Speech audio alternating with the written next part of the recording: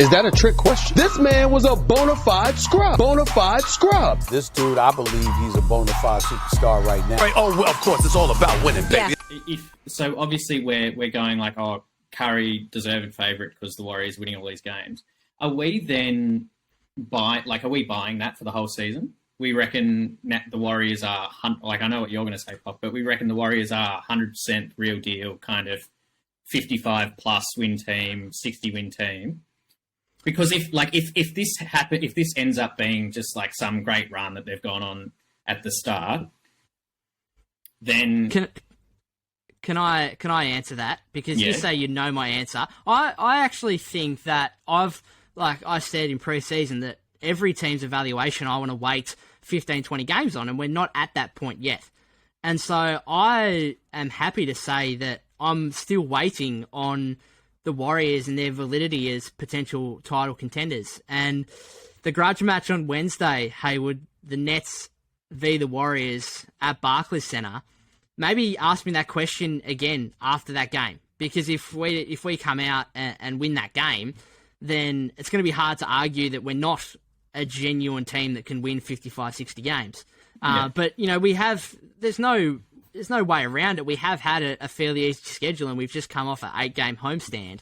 But at the same time, on the other spectrum of things, you can only beat who you're playing against, and with that 7-game winning streak before today, it all came by double digits. So the games weren't close. Yeah. We weren't just beating teams, we were smashing teams. And doing what we should do when you're looking at other teams like the Lakers, who are losing to the Thunder twice, and losing to the Timberwolves by 20-odd, and going on losing the third quarter 40-14 in your own building at Staples Center.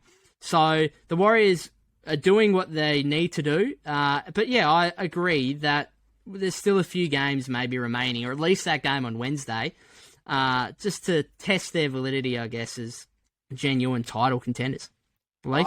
I can't believe I'm like barracking for the Warriors from the way I sound. Do you know, there's two things that the Warriors have coming up that I reckon is going to be like change the entire NBA. Obviously, Clay's comeback is huge. I don't think Kuminga and Wiseman are going to be Warriors players. I reckon the Warriors are going to make one move. No, they're not. I really believe they're going to go for a veteran. I think they're going to. Well, they're not. Who? I'm telling you right now, they're not. You reckon unless who's going to become? Unless they get a top 10 level talent, unless Kevin Durant says, I hate it here in Brooklyn, I want to come back to the Warriors where I enjoyed it more, which is not going to happen. Unless that was to happen, they're not doing it. There's almost no other. There has to be a top 10 level talent, and which top 10 player? Why? Because they're all Joe Laker, mate. The owner is all about this bridge to the future and him wanting the Warriors to be successful in the post-Curry era. And you look at how good they are already with an 11-2 record. They got Clay coming back. They think that's the piece that will come back in. Is Clay much part of the post-Curry era? No, we're not saying that. But they're for right now. Yeah, but right I'm saying if you're building right now, then surely you can deal those two pieces.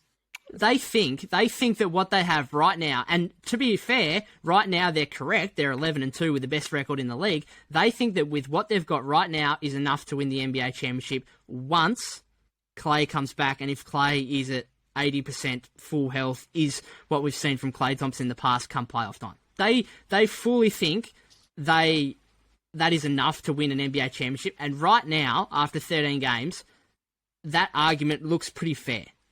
And then, I'm not sure if you guys have watched Kuminga the last two games, but that bloke's going to start. I said a couple of podcasts ago that this bloke's in fact, it might have been last podcast, this bloke's no chance of getting genuine minutes. Well, within a week, I've been proven wrong because Steve Kerr's given him actual minutes next to Steph Curry, and he's doing a good job. He had 9 points, 5 rebounds, 2 steals in a half today on 4 or 5 shooting. Yeah, no, off my heart, because I'm watching this guy play, and I'm like, he can actually do some things, especially defensively, early on. So that's why they're just not going to... And Wiseman, I mean, we're watching Kevon Looney out there at the moment. Like, I love Kevon Looney. He had 12 offensive rebounds the other day against the Timberwolves.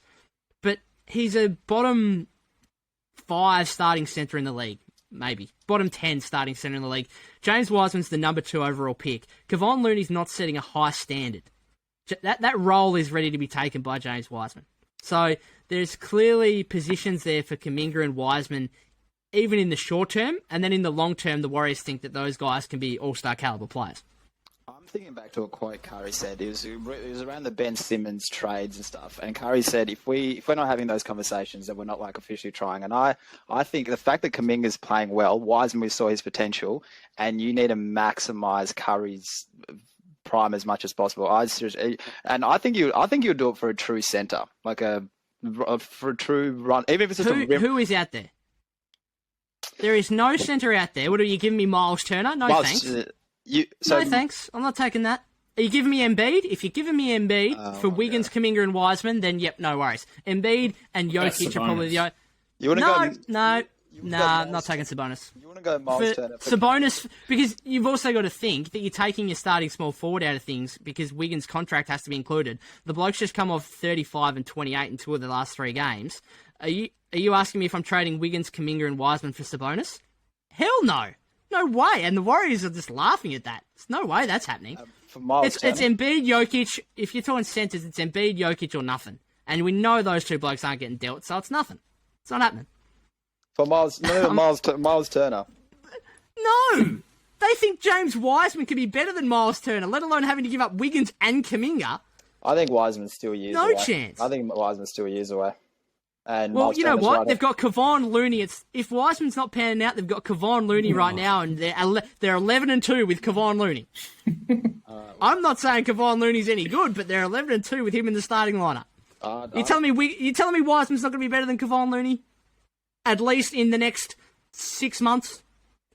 After the All-Star break, James Wiseman will be the starting centre, and he'll be an upgrade on Kevon Looney, and the Warriors are 11 and 2 with Kevon Looney at the moment.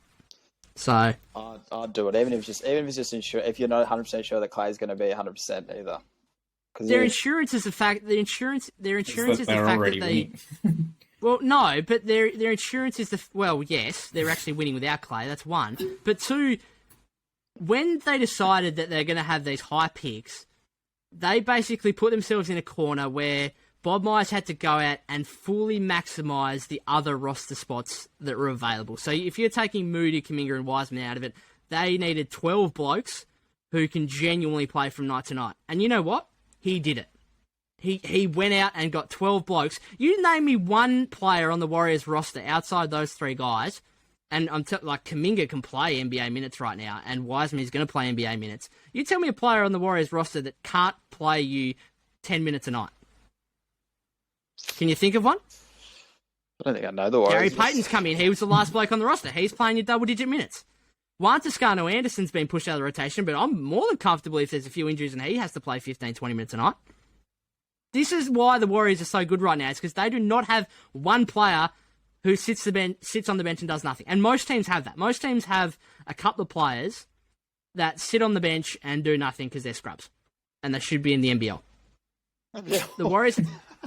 The Warriors have genuinely 12 guys who can all play double-digit minutes on any given night, and then 3 lottery picks from the last 2 years. I suppose the Warriors, if you look back in 2 years and Wiseman never makes the jump, Wiseman is a bust for all intents and purposes, and then the Warriors don't win shit, you look back on this moment and you go, we had everything to get that other star and we didn't do it because we thought Wiseman was going to get there. And if he doesn't... You know, my issue with this statement is if it's a straight-up trade of Wiseman for someone, sure, you're giving away your starting small forward in Andrew Wiggins in any potential trade. So do you think they're going to look back and think, yeah, if we gave up Wiggins and James Wiseman and maybe even Kuminga for Sabonis, that would have pushed us to a championship? Who's starting small forward then? Otto Porter Jr., who's played a grand total of 30 games over the last 3 years? 37-year-old Andre Iguodala, who's been quite good, but he's also 37 years old. He's not starting for you anymore. But you've been trading for a star, and wouldn't they not make up for that position? Wouldn't they make that scoring? Who are we talking about? Are we talking about Sabonis? It's Miles Turner to me. It's Miles Turner to me. Is Miles Turner a better player than Andrew Wiggins? Straight up. Yes. No, he's not.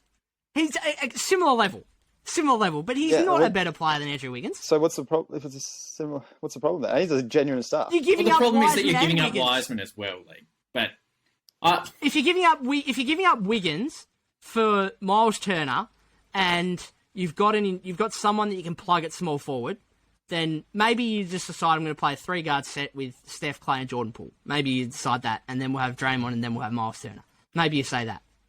But, like, you're just not doing it.